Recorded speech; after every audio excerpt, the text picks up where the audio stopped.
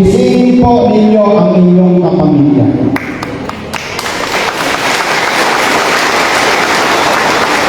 Tanong mo, kaya po sila, pagkakaman kami, niloloko mo rin. Sagot, kapag niloklok ninyo si Colonel Busita sa Senado at hindi naging maganda ang performance para sa taong bayan, nakarecord yung iba dyan, nakabidyo, pababain po ninyo si Colonel Busita. Hindi ako makikipag-away sa inyo. Hindi ako makikipag-away sa inyo. Dahil ang tunay na serbisyo, hindi binibili, hindi ipinagpipilitan. Sapat na makilala ninyo ang bawat kandidato. Ladies and gentlemen, maawa tayo sa ating lahat. Maawa tayo.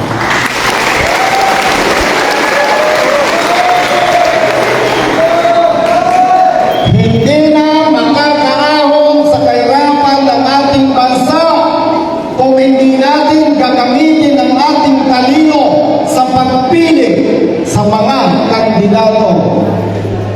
Mga kapatid, wala nang pag-asa ang ating bansa na makaahon sa kahirapan.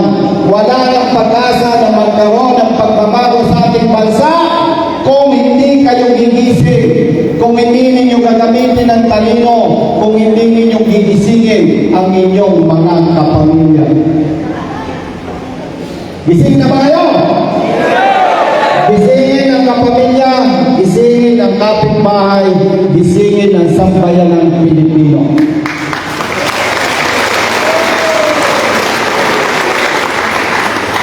By the way, maaaring magtataka kayo kapag may hearings saan nahugol si Colonel Busita ng Kalaman. Wala naman akong katabing abogado. Wala namang nagbubulong sa akin. Pero bakit pag may hearing, parang ang galing ni Colonel Busita? Share ko lang sa inyo. Sabi sa Jeremiah 33:3, call to me and I will answer you and tell you great and unsearchable things you do not know. Ang katalinuhan po natin nagmumula sa Diyos. Amen? Hindi yan katalinuhan ni Colonel Busita. Bakit si Colonel Busita? Pag may problema, ang panig sa naapi. Bakit pag may problema, ang panig ni Colonel Busita sa naabuso? Bakit pag may usapin sa Kongreso, bakit ang panig ni Colonel Busita ay laging nasa taong bayan, hindi sa kanyang kasama? Ano ang pinagbabasihan ni Colonel Busita? Ito po.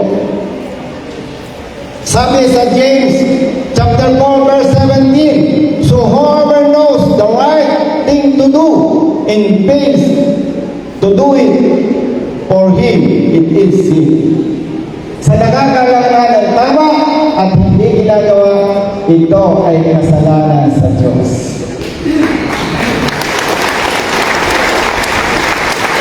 Yan po ang nagtutulak kay Colonel Busita kung bakit nananatiling may prinsipyo at paninindigan para sa bayan. Amen?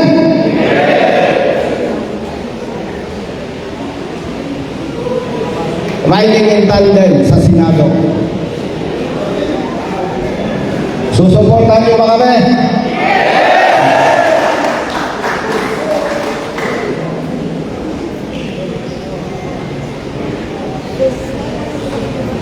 Ang laban ni Colonel Busita at Colonel Corbin sa Senado ay laban natin. Totoo hindi? Yes. Dahil kami po ay tunay na maglilingkod, dala ang aming prinsipyo, paninindigan at pagmamahal sa taong bayan.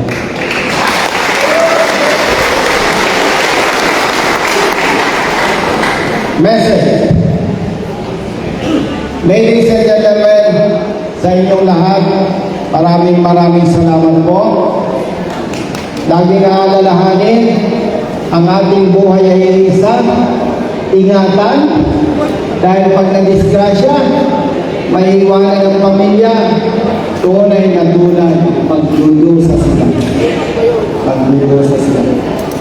Sa ngalan po, ng aming kasama, Colonel Kerubin, ng aming pamilya, ng aming mga kasama sa advokasya, maraming salamat po sa inyong suporta at pakikisa sa ating advokasya.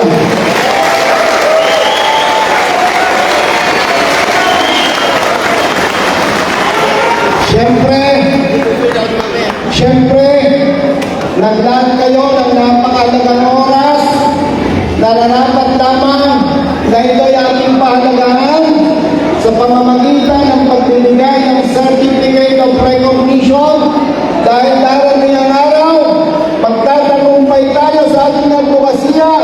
Darating ang araw, manghihina tayo, mayroon tayong may pagbabalak sa taong bayan na pagod tayo ng ating advokasya.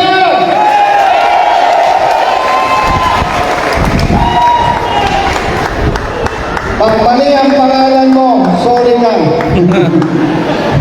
Kaya dapat kunin mo ang aming cellphone number para sa certificate. Kung meron sa inyo na ang natapos ay high school o elementary, by the way, paglilinaw, wala akong pwedeng hamakin isa man sa inyo dahil may mga kapatid ako hindi nakapag-aral, hindi marunong bumasa, hindi marunong sumulat. Hindi ako pwedeng maghamak sa sino man sa inyo. Kung ikaw ay ang natapos lamang ay elementary o high school lamang, kung wala kang certificate doon, magkaka-certificate ka ngayon, ang meron pa, congressman.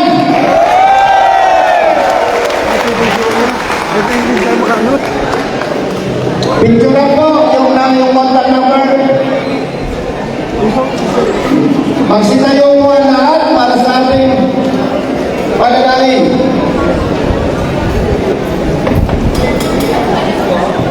Mga kapatid, saglit po natin ipigit ang ating mga mata at iyukod ang ating mga ulo para sa ating panalangin. Silensyo. Diyos Ama namin nasa langit, muli po kami nagpapasalamat sa iyo at niloob po ninyo na maayos matiwasay namin nailaos ang aming seminar sa araw na ito, sa hapong ito. Tunay nga, Panginoon, na napakabuti mo sapagkat niloob nyo na kami po ay magkaisa para itaguyod ang kaligtasan ng bawat isa namin, hindi lamang para sa amin, lalo din po para sa aming pamilya, sa aming mga kakilala. Announce mo na rin sa lahat ng mag-consuming stickers meron dito.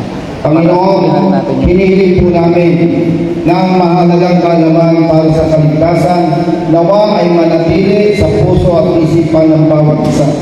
Upang sa ganon, Panginoon, maging matagumpay po kami sa aming advokasya. Naniniwala po kami, Panginoon, na ang aming kagalingan, lakas at ang talino ay hindi sapat kung wala ang banal na pagpapala at kalooban. Kaya, Panginoon, ito po ang aming advokasya ay pinagtitiwala namin sa iyo. Ganon din, Panginoon, ang aming kaligtasan, ang kaligtasan ng aming pamilya ay sa iyo lamang po magmumula. Kalooban at kaligtasan po, kabutihan mo lamang ang aming armas sa araw-araw. Panginoon, hinihiling din po namin, gamitin mo po kami na maging responsableng Pilipino at magpalasakit sa kapwa namin. Panginoon, bagamat malayo pa ang eleksyon, May 12, 2025, ipuwin niyo po ang puso at isipan ng bawat isa. Nawa ay magising na sila, maging matalino, pumili ng tamang kandidato na iboboto. At nawa, Panginoon, gamitin mo rin po sila para maipaalam, mai-share sa kanilang mga kapamilya, kapitbahay, kakilala, na magsimula magsimula na maging matalino at pumili ng tamang kandidato sapagkat Panginoon, naniniwala po kami, taong bayan lamang ang magpapabago sa kalagayan ng aming lahi. Panginoon, naniniwala din po kami na kung ang bawat isang Pilipino ay hindi magiging matalino, walang pag-asa na aangat pa ang aming bansa mula sa kahirapan. Kaya Panginoon, ang lahat po ng aming dalangin ay pinagtitiwala natin sa iyo, Panginoon. Ito po ang aming samo dalangin sa pangalan ng iyong anak na Jesus. Ang lahat po ay magsabi ng thank you. Ladies and gentlemen, mula sa oras na ito, kayo po ay lehitimong kasapi ng Road Safety Advocates of the Philippines, RSAP, at non-rider safety advocates of the Philippines, RSAP. Magkakampi tayo sa lahat ng oras, 24 oras, araw-araw. Mabuhay! God bless us all!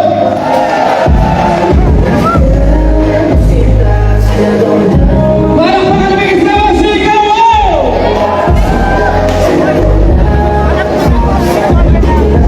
Okay po, Pito. Puso ang karapatan na dapat ay sana pinahahalagahan. Ngunit iba ang sistemang nakasanayang tila ba inaagawan ng ilalaman ng platong na dapat para sa pamilya na nag-aabang. Huling walang basihan kundi ang makapal lamang sa mga taong hangad di mabuhay lang ng marangal. Pero wag kang mag-alala dahil may kakampi ka. Basta nasa tama, asahan mo nandito siya. Para sa'yo anumang oras ipaglalaban ka niya. Siya si Colonel Busita, ang senador para sa Nandito na si Colonel Busita, senador ng mga motor.